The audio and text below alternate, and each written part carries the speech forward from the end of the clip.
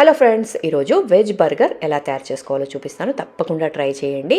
So చాలా చాలా టేస్టీగా ఉంటుంది. హెల్దీ అని నేను చెప్పలేను, ఎందుకు అంటే బర్గర్స్ దాంట్లో పెట్టే మైనీసు అవన్నీ కొంచెం హెల్దీ కాదు. కాబట్టి మనం ఎప్పుడో ఒకసారి బయట తినేదానికన్నా, ముఖ్యంగా బయట చేసే బర్గర్ కన్నా ఇలా ఇంట్లోనే హ్యాపీగా చేసుకుంటే మనకి ఫ్రెష్గా ఉంటాయి. కాబట్టి కొంచెం బెటర్ అని నేను చెప్పగలను. సో ఇంకెందుకంటే ఆలస్యం, తప్పకుండా ట్రై చేయండి. ఇది ఆల్రెడీ మన ఛానల్లో అప్లోడ్ చేశాను. ఎవరైనా చూడకుంటే చూడండి, లేదంటే కింద లింక్ ఇస్తాను, జస్ట్ మీరు ఆ లింక్ ప్రెస్ చేయండి, డీటెయిల్డ్ వీడియో వస్తుంది. తప్పకుండా ట్రై చేయండి. ఇక మరిన్ని వీడియోస్ కోసం ఛానల్ని సబ్స్క్రైబ్ చేసుకోండి. ఇలాంటి మంచి మంచి రెసిపీస్ చాలా అంటే చాలా ఉన్నాయండి మన ఛానల్లో. తప్పకుండా సబ్స్క్రైబ్ చేసుకోండి. సో సబ్స్క్రైబ్ చేసుకొని మీకు ఈ రెసిపీ ఎలా ఉంది అనేది కూడా తప్పకుండా కమెంట్లో షేర్ చేసుకోండి. ఇంకెందుకంటే ఆలస్యం, ఛానల్ని రెగ్యులర్గా ఫాలో అవుతుంటే ఇలాంటి మంచి మంచి వీడియోస్ మీరు అస్సలు మిస్ కారండి.